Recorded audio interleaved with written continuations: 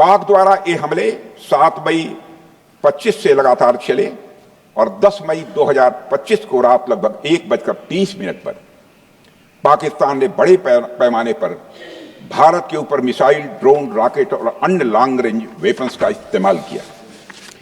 इसके साथ साथ उन्होंने इलेक्ट्रॉनिक वारफेयर से जुड़ी टेक्नोलॉजीज का भी सहारा लिया। अध्यक्ष महोदय, उनके निशाने पर हमारे भारतीय वायुसेना के अड्डे, थल सेना के एम्यूनिशन डिपोज, हवाई अड्डे और मिलिट्री कैंट थे। अध्यक्ष महोदय, यह कहते हुए मुझे गौरव की अनुभूति हो रही है कि हमारे air defence system, counter drone system और इलेक्ट्रॉनिक इक्विपमेंट्स ने पाकिस्तान के इस हमले को पूरी तरह से नाकाम कर दिया। पाकिस्तान हमारे किसी भी टारगेट को हिट नहीं कर पाया अध्यक्ष महोदय, और हमारे किसी भी इंपॉर्टेंट एसेट को नुकसान नहीं हुआ है। हमारी सुरक्षा व्यवस्था अध्यक्ष महोदय चाक चौबंद थी और हर हमले को हम लोग रोका गया।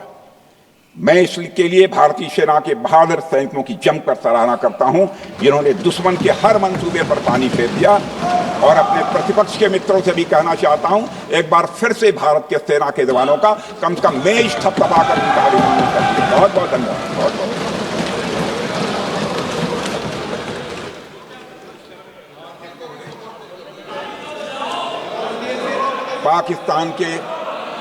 पाकिस्तान के इस हमले के जवाब में हमारी कार्रवाई साहसिक थी, ठोस थी और प्रभावी थी।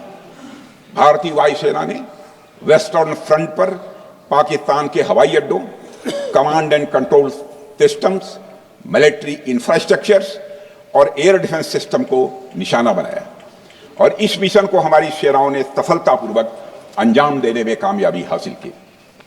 अध्यक्ष महोदय, हमारी सेनाओं ने चकलाला, सरगोधा, रफीकी, रहीम यार खान, जैकबाबाद, सुक्कुर और भोलारी जैसे बड़े एयरबेस पर प्रहार किया और पूरी दुनिया ने भारतीय वायुसेना के शौर्य और पराक्रम की तस्वीर देखी।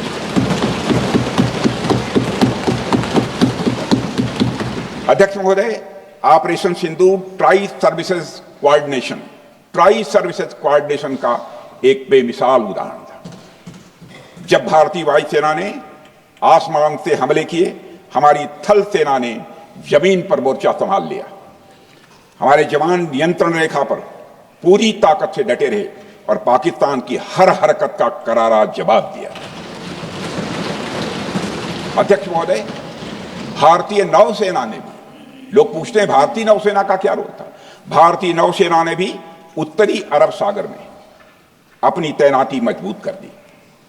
भारतीय नौसैनिकों ने पाकिस्तान को यह साफ संदेश दिया कि हम समुद्र से लेकर जमीन तक पाकिस्तान के हर महत्वपूर्ण ठिकानों पर प्रहार करने में न केवल सक्षम हैं बल्कि हम तैयार हैं।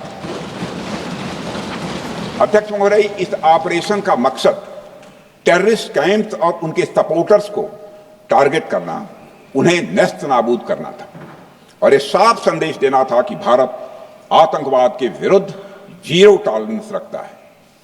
भारत ने कार्रवाई इसलिए रोकी क्योंकि कॉन्फ्लिक्ट के पहले और उसके दौरान जो भी पॉलिटिकल और मिलिट्री ऑब्जेक्टिव्स तय किए गए थे उसे हम पूरी तरह से हासिल कर चुके थे। इसलिए यह कहना, यह मानना कि यह ऑपरेशन किसी दबाव में रोका गया था, यह बेबुनियाद है और सरासर गलत है। अध्यक्ष,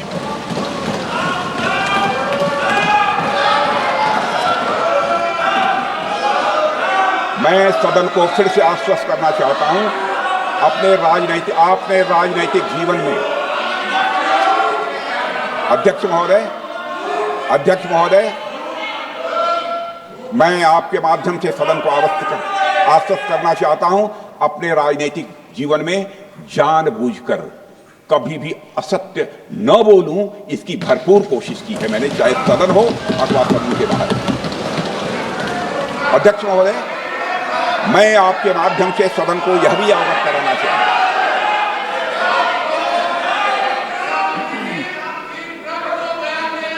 हूं, प्लीज प्लीज बैठिए।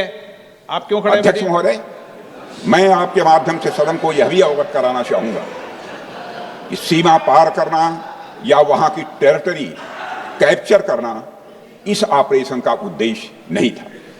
ऑपरेशन सिंदूर प्रारंभ करने का मकसद था अध्यक्ष महोदय उन टेरर नर्सरीज को खत्म कर देना जिन्हें पाकिस्तान ने बरसों से पाला पोसा था। और यह ऑपरेशन उन मासूम परिवारों को न्याय दिलाने के लिए लॉन्च किया गया था जिन्होंने पाक स्पॉन्सर्ड टेररिस्ट अटैक्स में अपने प्रियजनों को खोया था।